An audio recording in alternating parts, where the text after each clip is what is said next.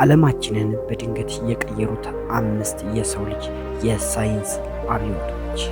ሰላም፣ እንኳን ወደ ዜና ሳይንስ በደህና መጡ። ይህ ቻናል የእውቀት መንፈስ የሚያድስ፣ የአድማስ ወሰን የሚያሰፋ እና ዓለማችንን ከመሠረቷ የለወጠውን የሳይንስ ምስጢር ገሃድ የምናወጣበት ነው።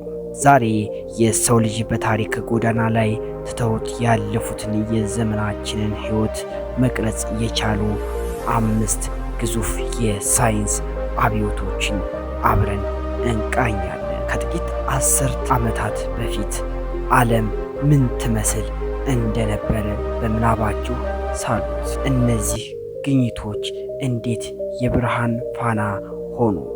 አብረን የምንመለከት ይሆናል።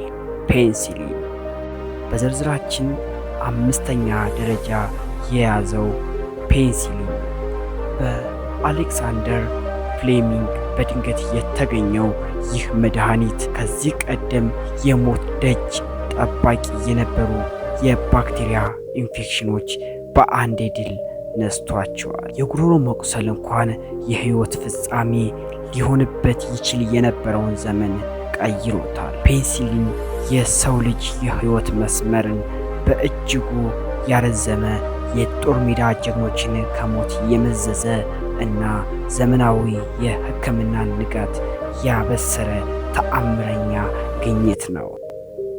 ዲኤንኤ አወቃቀር።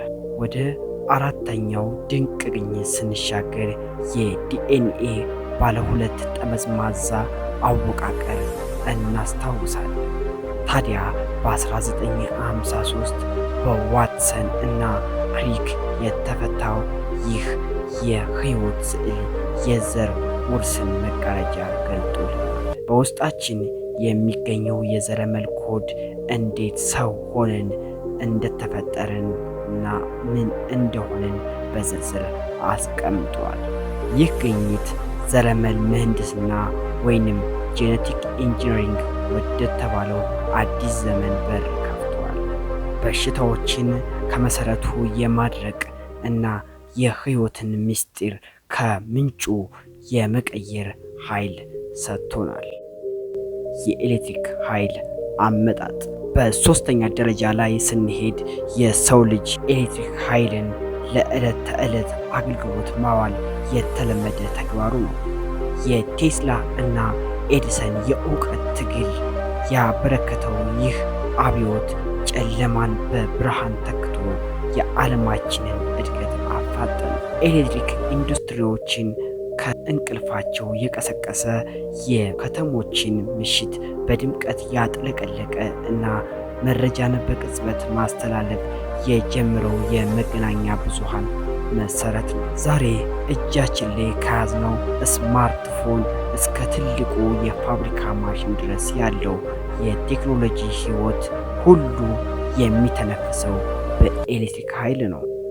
የስበት ኃይል ጽንሰ ሐሳብ 2ኛ ደረጃን የያዘው የሰር አይዛክ ኒውተን የስበት ኃይል ጽንሰ ሐሳብ ነው። በአንድ ፖም መውደቅ የታተመው ይህ የማይናወጥ ህግ ምድርና ፕላኔቶች በአጽናፈ ዓለም ውስጥ እንዴት በስምምነት እንደሚሽከረከሩ ቁልፍ ሰጠን።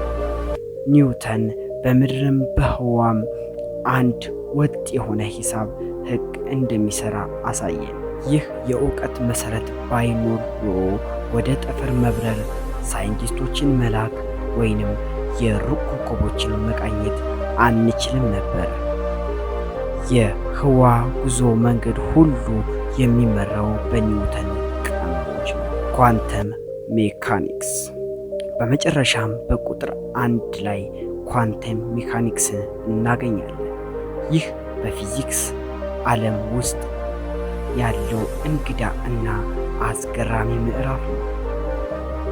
በፕላንክ በአንስታይን እና ቦህር አማካኝነት የተሻሻለው ይህ ጽንሰ ሐሳብ የማይክሮ ዓለም ቅንጣቶች በልዩ ሕግ እንደሚተዳደሩ ያሳያል።